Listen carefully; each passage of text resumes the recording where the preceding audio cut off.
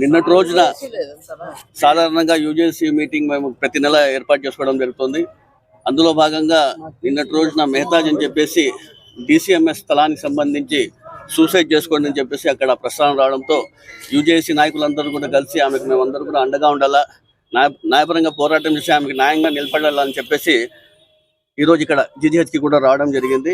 అసలు అనంతపురం నగరంలో ఏం జరుగుతుంది, 18 నెలల కాలం నుంచి ఏం జరుగుతుంది ప్రతి ఒక్కరు గమనించాలి. ఒకసారి 18 నెలల కాలం నుంచి కూటమి ప్రభుత్వం వచ్చిన తర్వాత అనేక అంశాల మీద ఈరోజు దాడులు కావచ్చు, ఏ విధంగా జరుగుతుందో ప్రతి ఒక్కరు కూడా గమనించాల్సిన అవసరం ఎంతైనా మీ అందరూ తెలుస్తున్నాం.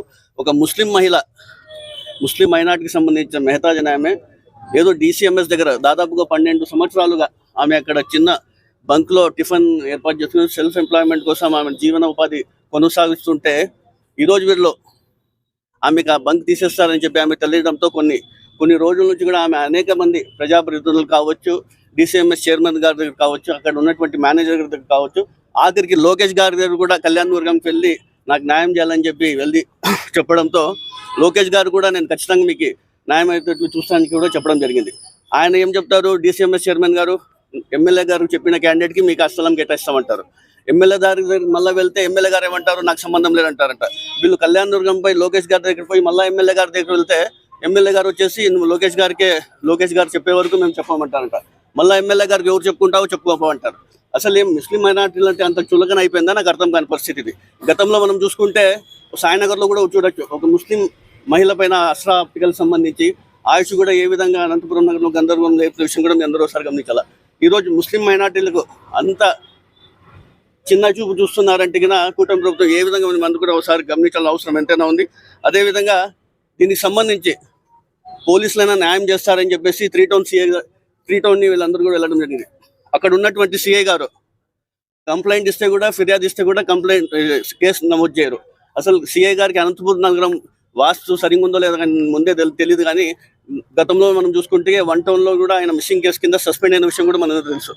మరి నిన్నటి రోజున ఇది 3 టౌన్ సంబంధించి వీళ్ళందరూ పోయి కంప్లైంట్ ఇచ్చినా కూడా అక్కడ నమోదు చేసుకోకపోవడం కూడా ఏ విధంగా వీళ్ళందరూ కూడా టార్చర్ చేస్తున్నారు చెప్పి ఆ మెహతాజ్ గారే ఒక వీడియోలో వచ్చిన విషయం కూడా ప్రతి ఒక్కరు కూడా గమనించాల్సిన అవసరం ఎంతైనా ఉంది.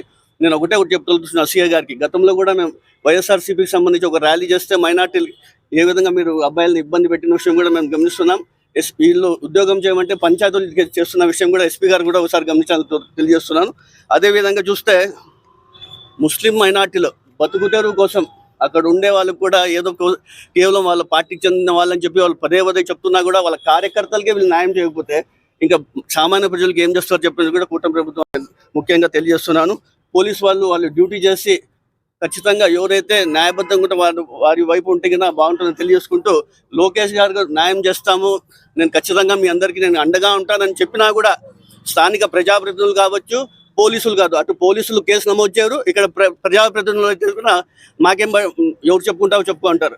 అధిష్టానంలో ఉన్నటువంటి లోకేష్ గారిని వీళ్ళు పట్టించుకోకపోతే ఇంకా ఏ విధంగా ఈ రాష్ట్ర ప్రభుత్వం కావచ్చు, ఇక్కడ మన అనంతపురం నగరంలో ఏ విధంగా కొనసాగుతున్న చర్యలు మీరు అందరూ గమనించాలా. ఖచ్చితంగా మేము యూజేసీ తరఫున ఖచ్చితంగా మేము మెహతాజ్కి న్యాయపరంగా ఉంటాం, ఆమె ఖచ్చితంగా అండగా ఉంటాం. ఆమెకి న్యాయం జరిగే వరకు యూజేసీ తరఫున అన్ని కులాల సంఘాలతో మేము ఖచ్చితంగా పోరాటం చేసి ముందుకెళ్తామని తెలియజేస్తున్నాం.